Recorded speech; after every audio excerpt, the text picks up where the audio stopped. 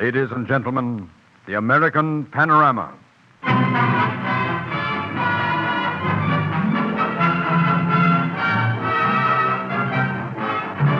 America plays. America sings. America speaks. America remembers. America salutes. This is the American Panorama. My Columbia, my freedom.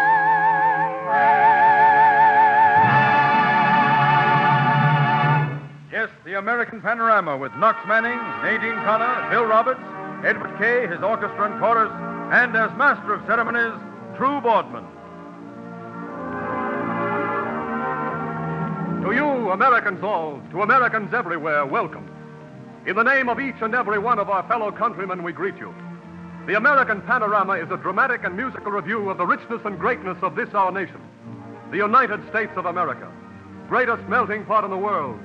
130 million people representing every nationality on the face of the globe, living together in harmony, in freedom, and in peace. 130 million realizing that theirs is the finest country of all in which to live, and determined at all costs to keep it so.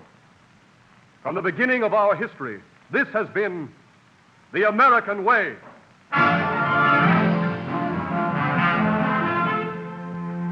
To look into the heart of a nation, listen to its music. America's dance melodies started in the raw wilderness with a jug and a fiddle. Now the civilized universe dances to our super bands and keeps time to the melodies of Tin Pan Alley. America plays.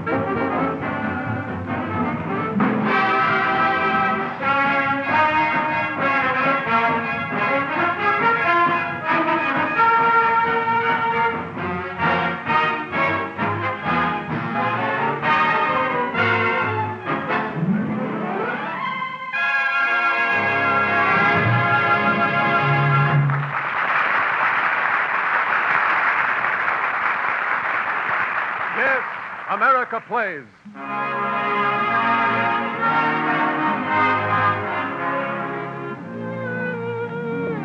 Music is the instinctive outlet for a people's emotions.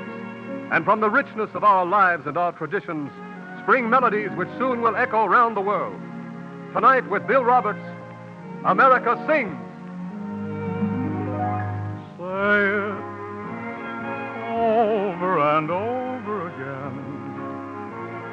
Over and over again. Never stop saying you're mine. Please say it ever and ever so sweet. Ever and ever so sweet. Just like an old Valentine.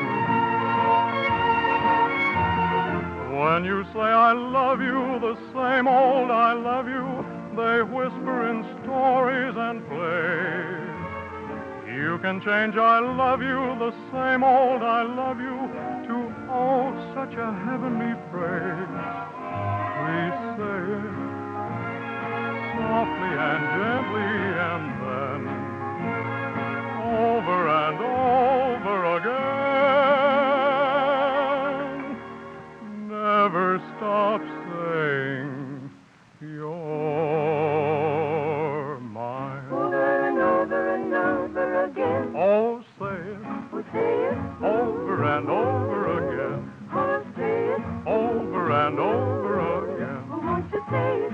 Never stop saying over and over and over again. Oh, say it, Oh, say it, ever and ever so sweet. oh, say it, Ever and ever so oh, sweet. make it sweet, dear. Just like an old You're Valentine. gonna find it simply true to divine. When you say I love you, the same old I love you, they whisper in stories and plays. You can change I love you, the same old I love you, to oh, such a heavenly phrase. What a heavenly phrase. Oh, say it, Oh, say it over and over again. oh, say it, Over and over again. won't you say it, Over and over again. over and over again.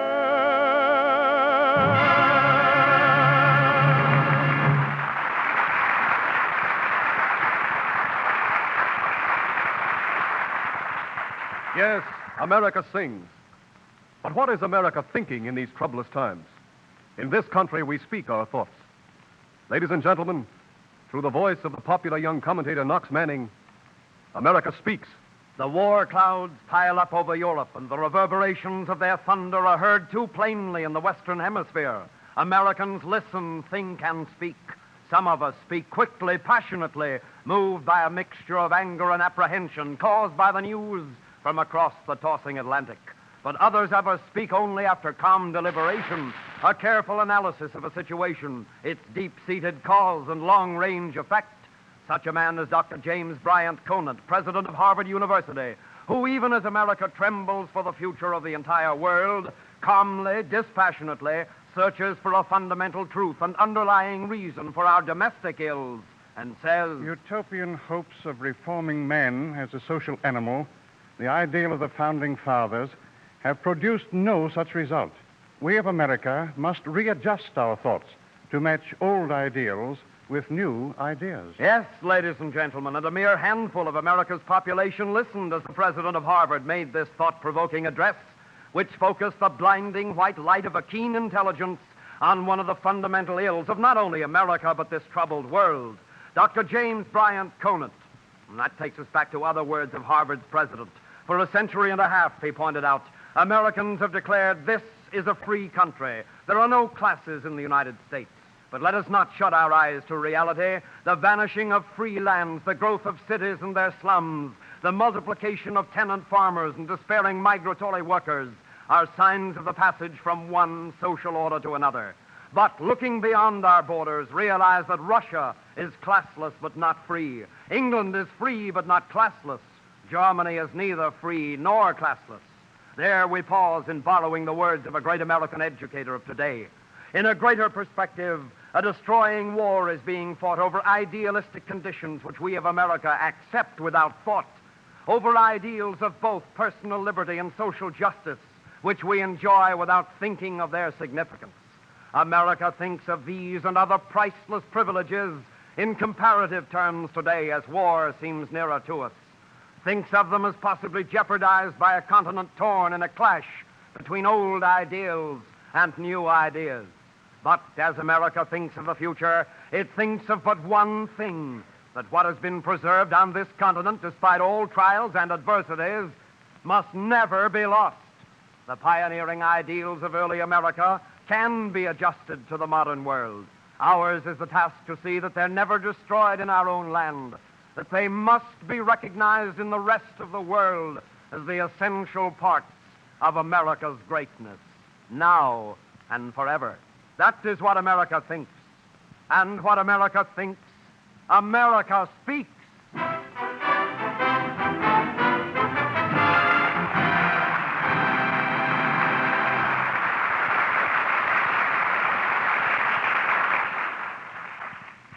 In New York's Central Park stands a statue honoring an American light opera genius of the mauve decade.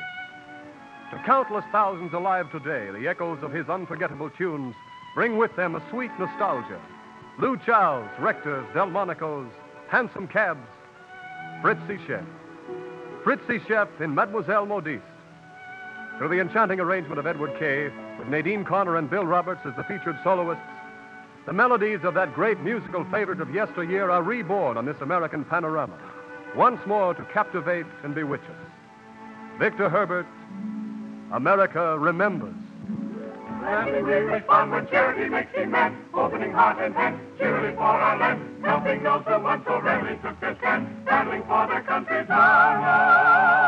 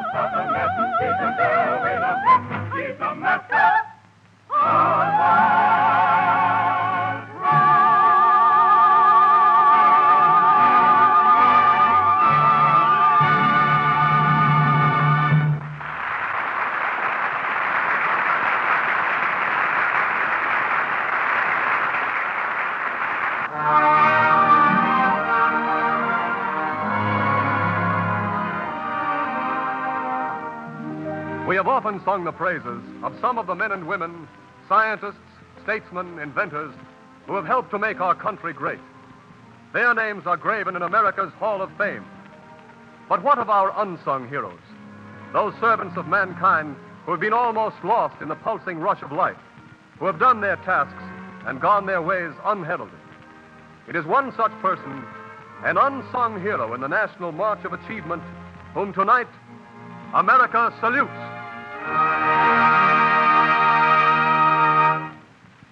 Hundreds, even thousands, are alive today because of a single man. And the numbers that his work will save in days and years to come are beyond all hope of counting. You mean Pasteur? He discovered vaccination. Or Cook, who found the treatment for diphtheria. No, it's William Morton you refer to. He perfected anesthesia. You're wrong. They were great men, but they are gone. This person I speak of is still alive, still eager, still determined to serve and to accomplish for mankind. Who is he then? Suppose we call him forth and speak to him. I'm sure there's magic enough in radio for that. At any rate, we can try. Philip Drinker. That's his name. Philip. Professor Philip Drinker.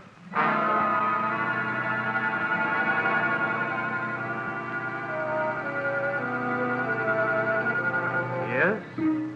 Did you call me? We did. We called you to step forward from the obscurity of man's thoughtlessness. We'd like to learn firsthand about the work you've done and how and why and what has come of it. Suppose you tell us, Philip Drinker. Well, I can try. I'm not quite sure myself how it began. You see, I've always been interested in the scientific conditioning of the air we breathe. I suppose that's why I quit teaching physiology at Harvard Medical School and began to specialize in ventilation. But of course, I still had many contacts in medicine. And there was a day early in 1927 when I'd arranged to meet an MD friend of mine at his hospital. I arrived a few minutes early. Yes, Professor Drinker. Dr. Rogers will be right here. But he asked me to tell you we won't be able to go to that dinner party with you after all. Oh, I see. Bad case? Pitiful. 6-year-old youngster. Infantile paralysis. Another one? It's getting close to the epidemic stage, isn't it? Here in the city, I mean. Not only in the city, throughout the country. Hundreds of new cases each week. Oh, the poor kids. I know how you Oh, here comes Dr. Rogers. And we're doing everything that can be done, Mrs. Hill. But will he get well, Dr. Rogers? Will Tommy get well? Frankly, we can't be sure. I'm sorry. I understand, Doctor. I'll go back and do it. Hello, Phil. I'm sorry about tonight, but I want to stay right by the boy. Well, that's all right, John. I only wish I could help. A miracle. That's all that could help Tommy Hill right now. The paralysis has moved to the diaphragm and chest wall muscles. He's going to suffocate. Suffocate? That's what it amounts to if he can't draw air into his lungs. What about a pulmotor? A pulmotor forces air into the lungs and then draws it out again. But the chest muscles aren't working, and they must be. Yes. Then what you need in cases like this is some... Exactly what I said before. A miracle. I'm not so sure. What do you mean? John, I don't know the answer to this problem, but I've got a hunch there is one. And maybe I can find it. Phil, if you could, I'd be Doctor? Yes? You better come in at once. Quickly, Doctor.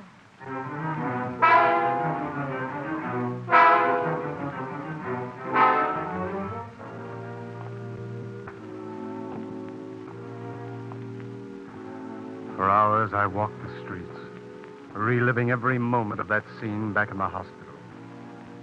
And with every step, I seemed to hear the tortured breathing of that child, fighting vainly for the air that would keep him alive. 6 years old, infantile paralysis, hasn't a chance at 10. We're doing everything we can for Tommy. An epidemic throughout the whole country. Will Tommy get well, Doctor? Will he get well? A miracle. That's all that'll help the boy now. A miracle. Hundreds of new cases every week. He'll suffocate. I'll go back into it. It needs a miracle. I understand, Doctor. A miracle. A miracle. A miracle! A miracle! A miracle!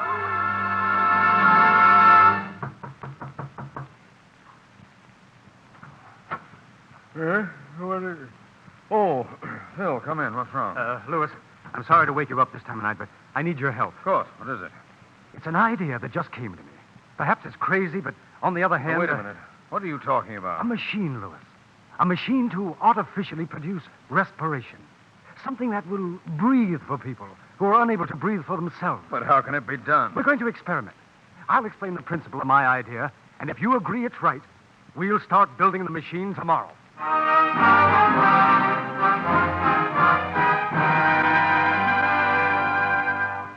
We need money, Mr. Carter. And I'll admit there's a chance I am on the wrong track, but I don't think so. And if I'm right... Wait, Professor Drinker. I'm not sure that I believe in this idea of yours, but I do believe in you. I don't know how anyone can listen to you for 10 minutes and not believe in you. Professor, my company will back your experiments. How much do you need?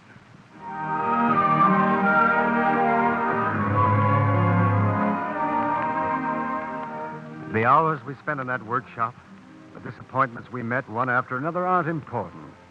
The day finally came when the first crude model was completed. It stood there, a huge cylinder of steel, a symbol of the success or failure of that idea I'd had long weeks before. One of our assistants volunteered to be a sort of human guinea pig. Feel all right in there, Edwards? I guess so, Professor. This rubber collar attachment's pretty tight around my neck. It has to be. We have to create a vacuum inside the cylinder. But will that ordinary vacuum cleaner motor be strong enough for that? We'll find that out. Ready, Lewis? All set. Well, here goes. Turn the switch, Lewis. Right.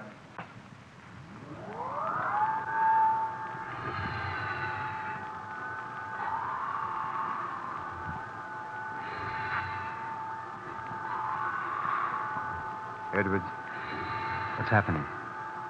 How does this affect your breathing? It's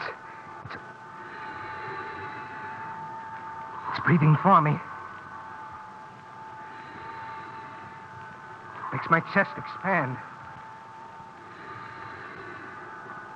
Whether I want it to or not. It works, Professor. It works.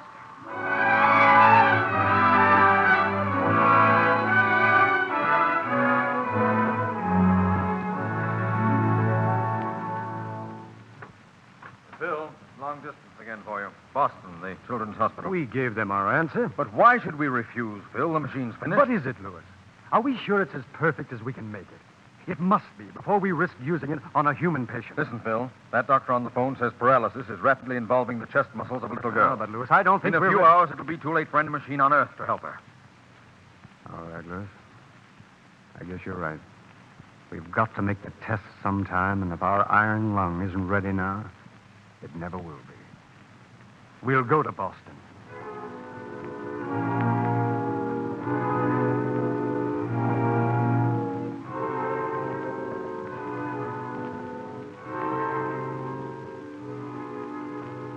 Professor Drinker, on behalf of the staff of the Children's Hospital, I want to congratulate you on your apparatus. For 5 days, we doctors have watched that machine keep a child alive, and... Oh, then the little girl is still in the lung, Doctor, huh? Why, no, she's, You've taken her out? After 5 days, she can breathe normally without it? No, Professor. The fact is, the child died 2 hours ago. She died. That child died. And you stand there and congratulate me on my machine. She died, and you tell me it's a success. Well, I say it's a failure.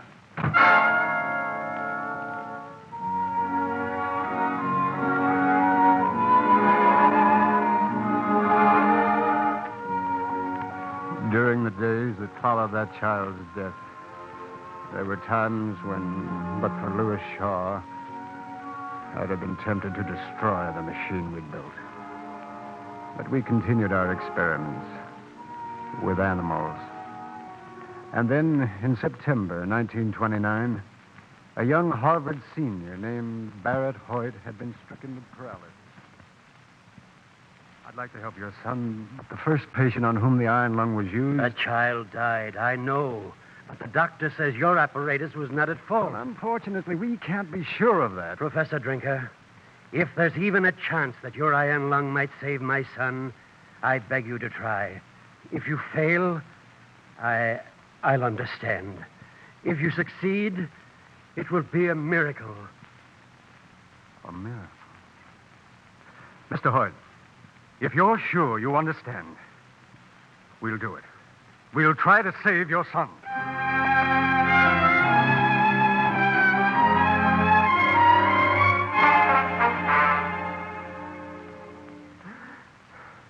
Well, he's unconscious. Yes, Yes, it happened just as we put him in the cabinet. We're ready if you are. Mr. Hoyt, you're sure you understand the risk? I understand. Nurse, turn on the switch.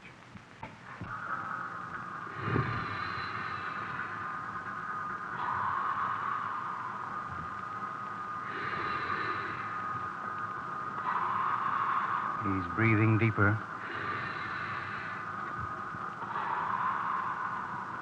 The machine works perfectly. I think your job is done, Drinker.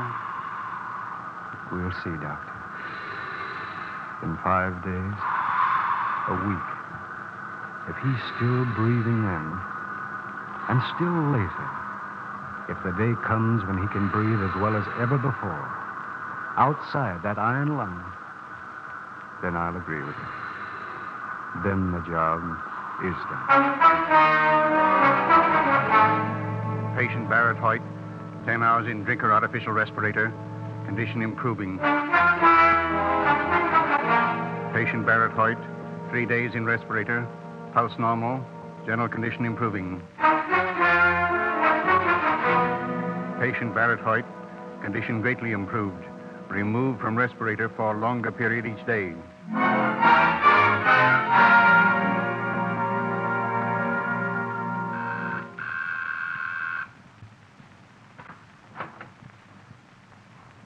Yes? Professor Drinker? Yes, come in. You may not recognize me. I've changed a little since you saw me last. My name is Barrett Hoyt. Well, of course. I'm glad to see you, Mr. Hoyt. Professor, I don't know quite how to say this, but I want to thank you. I'm starting back to college next month, and, well, I guess you know how I feel about you and that iron lung of yours. I'm glad it helped you. As a matter of fact, your getting well was almost as important to me as it was to you. You see, son, I'd almost lost my faith in an idea. And you, well, indirectly, you gave it back to me. And I'm grateful to you for that. More grateful than you can ever know.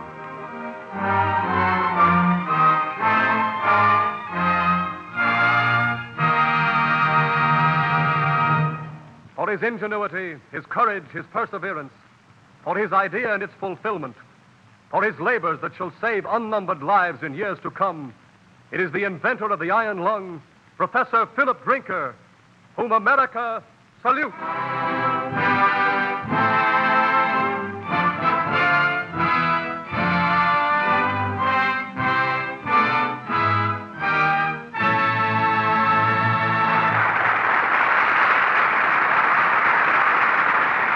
America plays.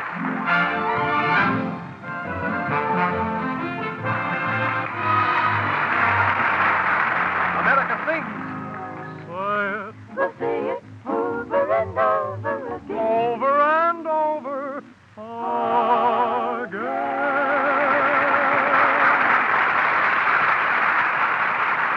America speaks. Ours is the task to see that American ideals are kept alive in our land, now and forever. America remembers. We would die as a tricolor rose. Never one to dishonor was true.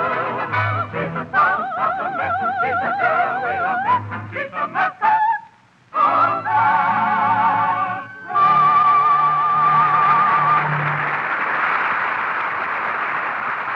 And America salutes an unsung hero.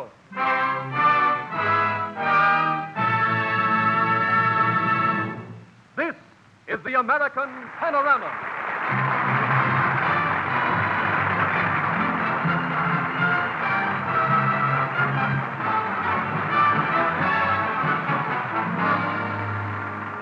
My Columbia, let freedom.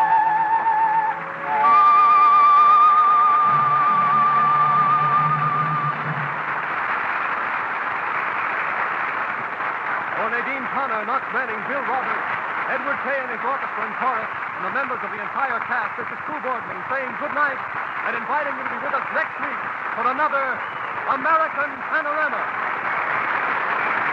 This is the National Broadcasting Company.